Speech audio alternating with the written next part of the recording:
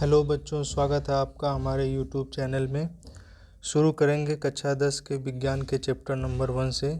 Chapter का नाम है रासायनिक अभिक्रियाएं एवं समीकरण।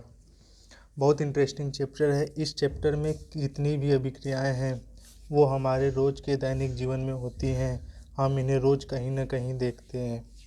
आइए शुरू करते हैं सबसे पहले इसकी परिभाषा से।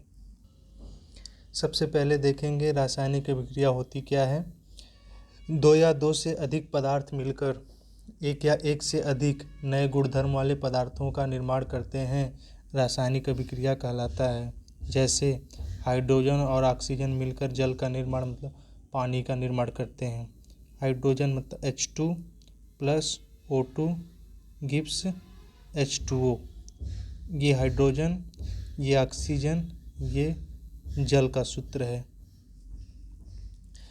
किसी भी रासायनिक अभिक्रिया को भौतिक विधियों द्वारा उलट नहीं किया जा सकता। मतलब अगर हाइड्रोजन ऑक्सीजन मिलकर जल बना रहे हैं तो हम इन्हें बीन कर या छान कर हाइड्रोजन ऑक्सीजन के रूप में अलग नहीं कर सकते हैं।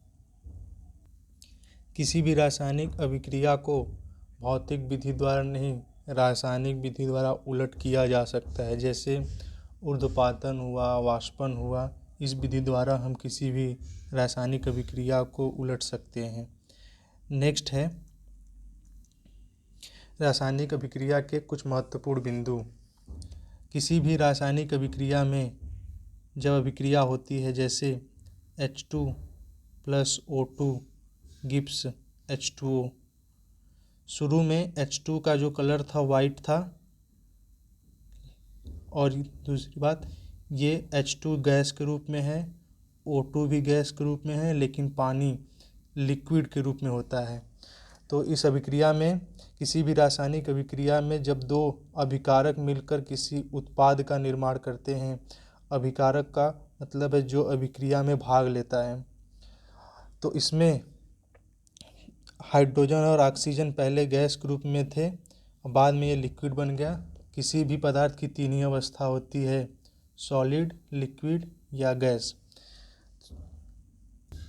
मतलब सबसे पहले हाइड्रोजन और ऑक्सीजन गैस के रूप में थे, ये दोनों मिलने के बाद लिक्विड के रूप में बने। इसका अर्थ है कि इसमें अवस्था परिवर्तन हुआ, गैस से लिक्विड में कन्वर्ट हो गए।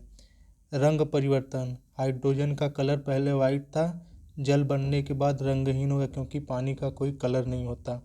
तापमान परिवर्तन, तापमान परिवर्तन का अर्थ है गैस का तापमान लिक्विड से अधिक होता है। तो दो गैस मिलकर लिक्विड बना है, तापमान पहले अधिक था, पानी बनने के बाद तापमान कम हो गया। नेक्स्ट देखेंगे दैनिक जीवन में होने वाली रासायनिक अभिक्रियाएं। दही का बनना भी रासायनिक अभिक्रिया होता है। लोहे पर जंग लगना, जिसे हम संक्षारण के नाम से जानते हैं, कॉमन लैंग्वेज में मूर्छा कहा जाता है। श्वसन, सांस लेना भी एक रासायनिक अभिक्रिया है।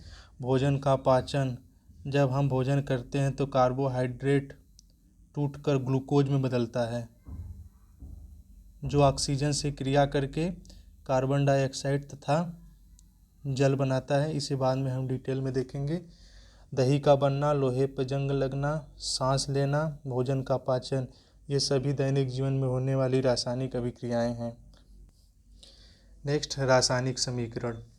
रासायनिक अभिक्रिया में उपस्थित अभिकारकों तथा उत्पादों को प्रतीकों के रूप में निरूपित करना रासायनिक समीकरण कहलाता है। जैसे hydrogen plus oxygen gives H2O।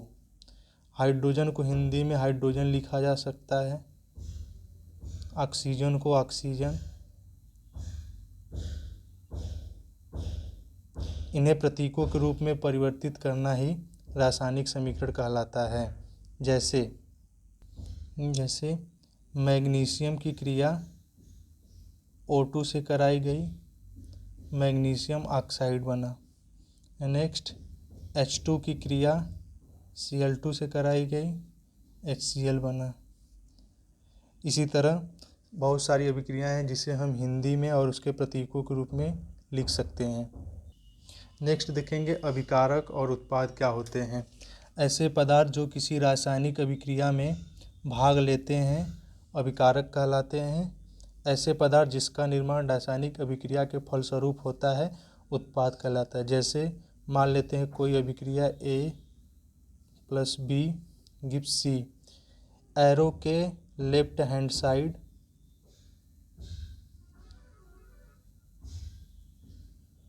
और एरो के लेफ्ट हैंड साइड के जितने भी पदार्थ होते हैं सब अभिकारक के रूप में जाने जाते हैं। और अभिकारक जब मिलता है जो पदार्थ का निर्माण होता है उसे उत्पाद कहा जाता है। जैसे C+O2 गिव्स CO2। एरो के लेफ्ट हैंड साइड कार्बन और ऑक्सीजन अभिकारक हैं। CO2 इस अभिक्रिया का उत्पाद है। जैसे Mg+O2 गिव्स MgO। Mg+O2 ये दोनों पदार्थ अभिकारक हैं। MgO ये हमारा उत्पाद है। इस अभिक्रिया में H2+O2 गिव्स H2O। इस अभिक्रिया में H2 और O2 अभिकारक है तथा H2O इस अभिक्रिया में उत्पाद है। आगे देखेंगे संतुलित रासायनिक समीकरण का महत्व। इसमें हमें पढ़ना है द्रव्यमान संरक्षण का नियम, जो कि हम कक्षा 9 में भी पढ़ चुके हैं। इस नियम के अनुसार द्रव्यमान को न तो उत्पन्न किया जा सकता है और न ही नष्ट किया जा सकता है, बल्कि इसे एक रूप से दूसरे रूप में बदला जा सकता है। जैसे एग्जाम्पल Mg+O2 गिव्स MgO। कह सकते हैं कि अभिकारक तथा उत्पादों में परमाणुओं की संख्या समान होनी चाहिए। या सपोज दैट मान लेते हैं कि अभिकारक अगर 100 ग्राम है तो उत्पाद भी 100 ग्राम बनना चाहिए। बाई चांस अगर उत्पाद 98 या 96 बना तो यह द्रव्यमान संरक्षण के नियम का पालन नहीं करेगा। अर्थात यह कह सकते हैं कि रासायनिक अभिक्रिया में अभिकारकों तथा उत्पादों में प्रत्येक पदार्थ के परमाणुओं की संख्या बराबर होनी चाहिए। मतलब अगर इधर 4 परमाणु हैं अभिकारक में तो उत्पाद में भी 4 परमाणु होने चाहिए। या यह कह सकते हैं कि 100 ग्राम लेके चले हैं तो हमें 100 ग्राम उत्पाद ही प्राप्त होना चाहिए, न कम प्राप्त होना चाहिए न ज़्यादा प्राप्त होना चाहिए।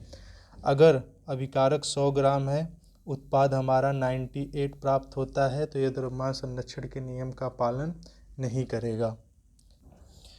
नेक्स्ट देखेंगे रासायनिक समीकरण को संतुलित करना।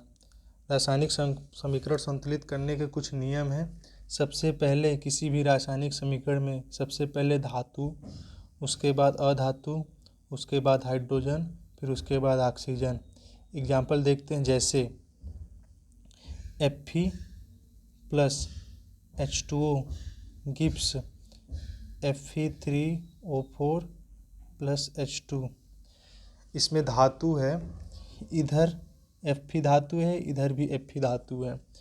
इधर Fe की संख्या 1 है, इधर Fe की संख्या 3 है। तो सबसे पहले धातु को बैलेंस किया जाएगा। इधर 3 है तो अभिकारक में भी 3 Fe बढ़ाना पड़ेगा प्लस H2O गिव्स Fe3O4+H2। उसके बाद अभी हमने पीछे देखा था, उसके बाद धातु के बाद अधातु। अधातु तो इसमें है नहीं, फिर उसके बाद हाइड्रोजन, फिर उसके बाद ऑक्सीजन। यहाँ पे अभिकारक में द्रव्यमान संरक्षण का नियम कहता है अभिकारक तथा उत्पादों में परमाणुओं की संख्या बराबर होनी चाहिए। अगर बराबर नहीं है तो वह रासायनिक समीकरण संतुलन में नहीं है, मतलब संतुलित नहीं है। यहाँ पे देखेंगे आयरन यहाँ 3 है, यहाँ भी 3 है, आयरन तो बराबर है। इधर हाइड्रोजन की संख्या 2 है, इधर भी हाइड्रोजन की संख्या 2 है, लेकिन यहाँ ऑक्सीजन 1 है, यहाँ पे ऑक्सीजन 4 है। तो जहाँ पे 4 इधर संख्या कम उधर 4 बढ़ा देंगे। यहाँ पे 4 बढ़ाते ही हाइड्रोजन हमारा ज़्यादा हो गया अभिकारक में। इधर 4 दूना 8 हाइड्रोजन है, इधर 2 है, इधर भी हाइड्रोजन के आगे 4 बढ़ा लेंगे तो हमारा फाइनल रिएक्शन बनेगा ये Fe plus H2O gives Fe3O4 plus H2।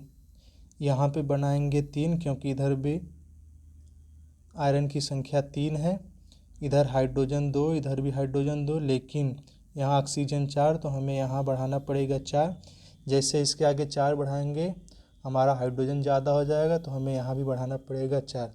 यह रासायनिक समीकरण संतुलन में है। नेक्स्ट देखते हैं, जैसे H2 plus Cl2 gives HCl।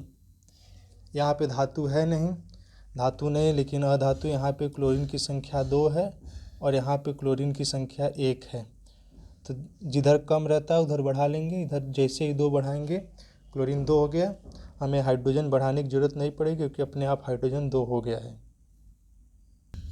Next example देखेंगे, जैसे Mg plus O2 gives MgO। यहाँ पे धातु देखेंगे, धातु मैग्नीशियम है, बाएं साइड में मैग्नीशियम 1 है, दाहिने साइड में भी मैग्नीशियम 1 है, लेकिन यहाँ पे ऑक्सीजन की संख्या अभिकारक में 2 है और उत्पाद में ऑक्सीजन की संख्या 1 है, तो जिधर कम रहेगा उधर उतना बढ़ा देंगे। यहाँ पे हमें 2 बढ़ाना पड़ेगा। जैसे ही मैग्नीशियम ऑक्साइड के आगे यहाँ पे 2 बढ़ाएं, मैग्नीशियम की भी संख्या 2 हो गई, हम यहाँ भी 2 बढ़ा लें। अब ये रासायनिक अभिक्रिया संतुलन में है। नेक्स्ट एग्जांपल देखेंगे, जैसे H2 plus O2 gives H2O। यहाँ पे देखेंगे, यहाँ पे न धातु है न अधातु, यहाँ पे हाइड्रोजन है और ऑक्सीजन है। यहाँ देखेंगे हाइड्रोजन की संख्या यहाँ 2 है, इधर भी हाइड्रोजन की संख्या 2 है, यहाँ ऑक्सीजन की संख्या 2 है लेकिन यहाँ पे ऑक्सीजन की संख्या 1 है, तो जिधर कम रहेगा उतना बढ़ा देंगे। इधर 2 है तो हमें यहाँ भी 2 बढ़ाना पड़ेगा, लेकिन जैसे ही हमने H2O के आगे 2 बढ़ाया, हाइड्रोजन की संख्या यहाँ पे हो गई 4, तो यहाँ भी हमें 2 बढ़ाना पड़ेगा। अब यह रासायनिक समीकरण संतुलन की अवस्था में है। जैसे यह एक अभिक्रिया है, Na2SO4 plus BaCl2 gives NaCl plus BaSO4।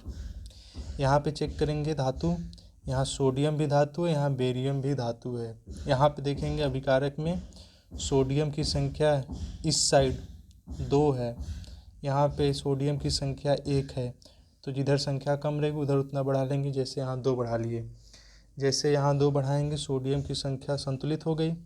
SO4 इधर भी SO4 है, इधर भी SO4, इधर Ba, इधर भी Ba।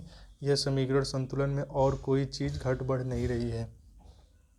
एक एग्जाम्पल लास्ट देखेंगे, ये एक एग्जाम्पल है, AgCl को हमने गर्म किया, इसका मतलब डेल्टा होता है, ये बाद में हम लोग देखेंगे। डेल्टा का मतलब होता है हीट करना, हीट मतलब उष्मा। AgCl को हमने ब्रेक किया गर्म करके, तो वो सिल्वर में टूटा और क्लोरीन गैस में टूटा।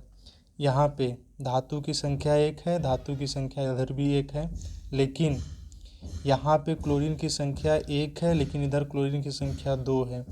इधर क्लोरीन की संख्या कम है, जितनी कम है उतनी बढ़ा देंगे, इधर 2 बढ़ा देंगे। जैसे यहाँ 2 AgCl के आगे 2 बढ़ाएंगे, सिल्वर की भी संख्या 2 हो जाएगी, तो हमें यहाँ भी 2 बढ़ाना पड़ेगा। अब ये रासायनिक समीकरण संतुलन की अवस्था में है।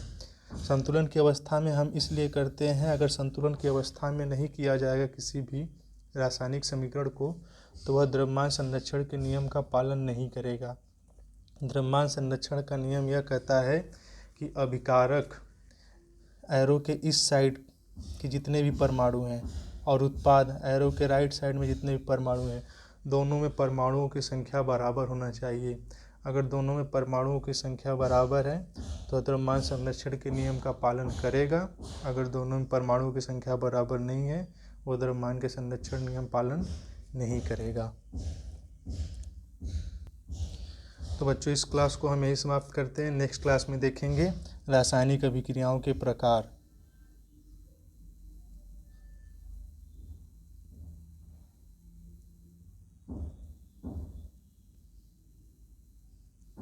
रासायनिक अभिक्रियाओं के प्रकार। तो बच्चों मिलते हैं अगली क्लास में। Thanks for watching.